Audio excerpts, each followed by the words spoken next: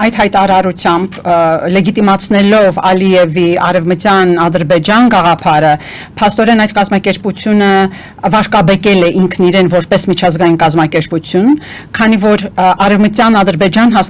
հասկացությունը որպես այդպիսին հակասում է միջազգային իրավական նորմերին, եւ այդ առումով այդ կազմակերպությունը իսլամական համագործակցության այդ կազմակերպությունը փաստորեն իրեն վարկաբեկելով չի տեղավորվում եղած միջազգային իրավական համակարգում, իսկ այդ համակարգը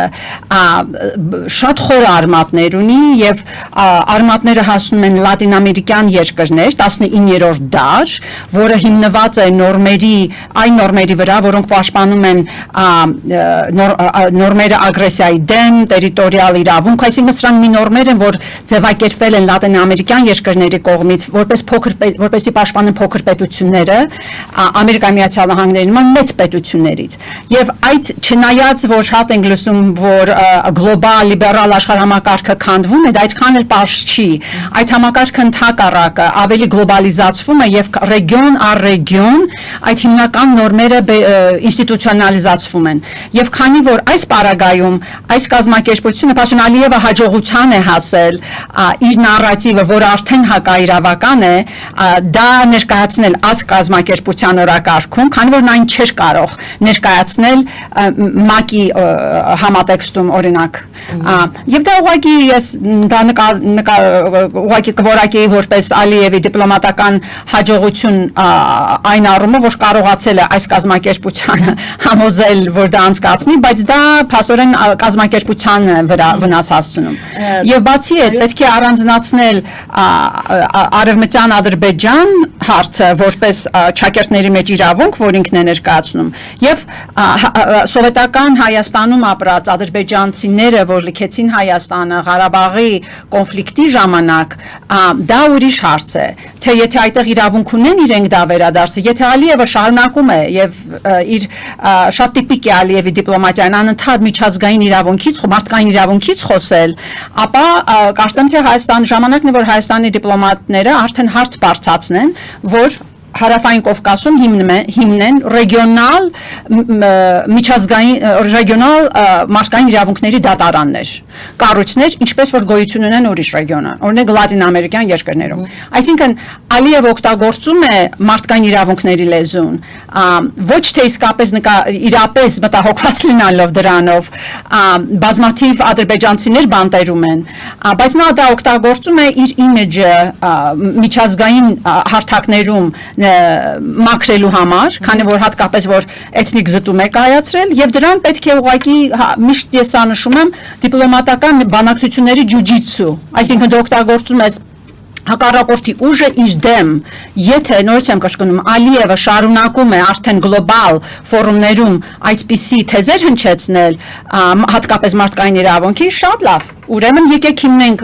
հատկապես որ Լեռնային Ղարաբաղի կոնֆլիկտի շուրջ այդպիսի դատարան չի եղել, այդ հարցերը չեն քննարկվել, ուրեմն Հայաստանը պետք է այսպես ասած ստավկան ավելի բարձրացնի եւ ասի այո, կամ այդ դեպքերը տանենք միջազգային դատարաններ, կամ էլ ռեգիոնալ դատարան հիմնենք, որպեսզի այդ հարցերը քննարկվեն։ Եվ դա հակասում է Ալիևը ինչ է ուզում, քանի որ Ալիևի դիպլոմատիան հիմնականում միտված է ինստիտուտները, կառույցները, միջազգային կառույցները ինչքան հնարավոր է վերացնել, ինչը որ ինքը արդեն արել է իր ներքին քաղաքական կառույցները վերացրել է Ադրբեջանի ներսում, քանի որ դա անհատականացված, կենտրոնացված ավտորիտար պետություն է, եւ նա փորձում է դրան նաեւ հասնել ռեգիոնում, միջազգային կառույցները ամբողջովին մերկացնելով, քչացնելով, թուլացնելով, OSCE-ն արդեն վաղուց իր ռեգիոնից, իր երկրից եւ փորձում է նաեւ բոլոր միջազգային կազմակերպություններին թուլացնել, այսինքն դա է շղթան, թե ինչ է փորձում նա անել։ Ադրբեջանը Ղարաբաղի հարցը, Լեռնային Ղարաբաղի հարցը, որ Լեռնային Ղարաբաղը որպես ադմինիստրատիվ միավոր, այդ հարցը ճակերտներով լուծեց բռնի ուժով, որը հակաիրավական է։ Այսինքն եղած եթե դժգոհ էր ինքը, եղած խաղաղության ֆորմատից, ապա հաջորդական տրամաբանական քայլը, եթե իսկապես միտված է խաղաղության, պետք է լիներ խորացնել ամրացնել խաղաղության process-ը, նոր կառույցներ ստեղծել, բայց ինքը հակառակն է արել, այսինքն շատ մեթոդիկ ձևով կառույցները քաղաքացիական հասարակության կառույցներն է թույլատրել, խաղաղության ակտիվիստներին Ադրբեջանում բանտարկված են, ովքեր որ Հայաստանի հետ խաղաղության մասին են խոսում, հիմա բանտերում են դրան զուգահեռ ժուրնալիստներ եւ այլն, Այսինքն բռնի ուժով կոնֆլիկտը վերացնելը ինքնին դա հակաիրավական է, բայց միջազգային համայնքը ընդհանուր առմամբ միջազգային իրավունքի մեջ սուվերենությունը շատ ամուր սկզբունք է, դոկտրինա է, քանի որ այդ սուվերենության, տերիտորիալ սուվերենության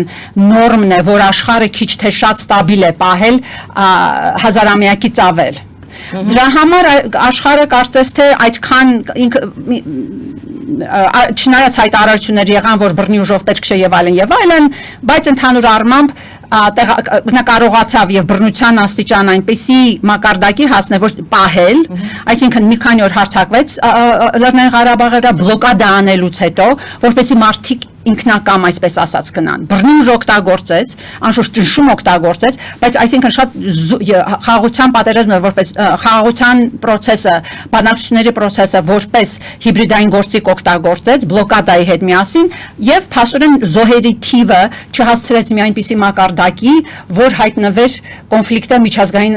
ուշադրության կենտրոնում։ Այս թե հնարավոր է նրա վրա միջազգային իրավունքը կարող է ճնշումներ գործադրել, որից վարքը փոխի, միջազգային իրավունքը շատ դանդաղ է աշխատում, կամավոր ձևով է աշխատում եւ ներքևից վերև է նաեւ աշխատում։ Այսինքն կաշտաժամկետ շատ քիչ ճնշումներ կան, չնայած չէի ասի շատ քիչ, քանի որ ընդհանուր առմամբ եթե դիտեք թե օրինակ երեկվա թե մի քանի մեկ-երկու օր առաջ ՄԱԿ-ում որ հանդիպեցին Security անվտանգության խորհուրդը Իսրայելի եւ Իրանի հարցի կապակցությամբ շատ հետաքրքիր էր թե ինչպես Քուվեյթի այդ արտահայտությունը, Քուվեյթինը, Իրաքինը, սրանք փոքր պետություններ են համարում, շատ կշիռ չունեն միջազգային համակարգում, բայց նրանք շատ ավելի էֆեկտիվ ձևով միջազգային իրավունքը նշեցին, սուվերենությունը, բռնի ուժի դեմ խոսեցին, քանի որ փոքր պետությունների շահերից դա է փոխում։ Այսինքն շատ ճնշումներ կան Ալիևի վրա եւ կլինեն, եթե փորձի էլի բռնություն օգտագործել։ Այսինքն շահագրգիռ կողմերը, որ այս հիմնական նորմերը պահպանվեն, շատ են եւ դիպլոմատիան առաջ տանելու համար Հայաստանի կողմից պետք է շատ թիրախավորել, թե որոնք են շահագրգիռ կողմերը, դա կլինի բիզնես խմբեր, դա կլինեն քաղաքացիական հասարակության խմբեր, դա կլինեն պետություններ, ղեկավարներ, պարլամենտներ, որոնք այդ նորմի շուրջ հավաքված են, սուվերենության նորմի շուրջ հավաքված են։ Եվ այն, որ միջազգային իրավունքը աշխատում է կամավոր ձևով, այսինքն ոչ մի բանակ չկա, որ իրականացնում է կամ միջազգային իրավունքի սկզբունքները, պետություններն են կամավոր հետևում այդ օրենքներին, քանի որ իրենց ձեռնտու է, քանի որ աշխարհը բոլոր պետությունները շահում են գլոբալ առևտրից, գլոբալ կապիտալիզմից, եւ դա է այդ երկարաժամկետ առումով Ալիևի վրա շատ ճնշումներ կան, իսկ նա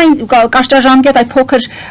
այսպես ասած կարճատև դիպլոմատական հաղթանակները փորձում գրանցել, բայց այս դեպքում իսլամական այդ կազմակերպությունում նա կարողացավ այն փաստորեն չի ուզում ստորագրի պայմանագիրը եւ արդեն քննարկել ենք թե ինչու եւ կարող ենք էլի խոսել, բայց առաջի անգամ է կարծես թե որ փորձեց դա բարձրաձայնել։ Իսկ ինչու եկեք հիմա քանի որ լեգիտիմություն է ուզում ներարկել իր վարքի մեջ, որ ինքը միշտ օգտագործում է խաղաղությունը որպես լոզունգ, ռեգիոնալ նույնիսկ պատերազմի ժամանակ ինձ կարող միշտ խոսում էր խաղաղությունից։ Եվ միայն ինքը չէ, եթե նայեք Իսրայելին, Նեթանյահուն էլ բռնի ուժ օգտագործում է խաղաղության մասին խոսելով։ Խաղաղությունը անշուշտ ինքը շատ բարդ գաղափար է, դրա մասին թերևս հիմա չխոսենք, բայց այն, որ բռնություն օգտագործողները խոսում են խաղաղությունից, դա շատ հետաքրքիր երևույթ է, շատ կարևոր երևույթ է նկատել։ Եվ այսպիսի բռնության ձևով, բռնությունով, պատերազմով հարցեր լուծելը շատ ավելի հեշտ է, երևակայություն չի պահանջում, պարզ ասենք, քան թե այսպես ասած խաղաղությունը կազմակերպելը։ եւ սրանք ավտորիտարիզմը նաեւ դեր է խաղում եւ այդ առումով սա ուղղակի փոքր հաղթանակ էր, որ ինքը գրանցեց, բայց դրանից շատ չի ասի։ Ուժի գործադրմամբ այդ թեզը կա, հետազոտություններ էլ կան, թե ինչ որակի խաղաղություն է հաստատվում, երբ որ բռնի ուժով է այսպես ասած խաղաղություն հաստատում, դրան ասում են victor's peace, հաղթողի խաղաղություն։ Լավ չի թարգմանում, դժվար եմ թարգմանում հայերենով, հաղթողի խաղաղություն, այսինքն բռնի ուժով հաղթածի խաղաղություն։ Խաղաղություն էլ կա, խաղաղություն էլ կա։ Խաղաղության ահագին գրականություն կա քաղաքագիտության մեջ խաղաղության որակի մասին։ Երբ որ բռնի ուժով է խաղաղություն հաստատում, այդ եւ սա Ադրբեջանի դեպքում հստակ արտահայտվեց։ Հետազոտությունները ցույց են տալիս, որ այն երկրները, որ կարողացել են բռնի ուժով հաղթել պատերազմում եւ հաստատել ինչ-որ ստաբիլություն, այդ հաղթող երկրում ավտորիտարիզմը աճել է։ Եվ սա ես գրել եմ սրա մասին դեռ նոր էր 20 թվականի պատերազմից մի քանի օր հետո, ոչ թե որ ես մտածեցի այս գաղափարը, այլ դրա մասին ահագին հետազոտություններ կան։ Եվ դուք տեսաք արդեն պատերազմում հաղթելուց հետո Ալիևը ուղղակի իր հաղթանակը թարգմանեց, վերածեց ներսի լեգիտիմության, քանի որ ուրիշ լեգիտիմության ուրիշ աղբյուր չունի։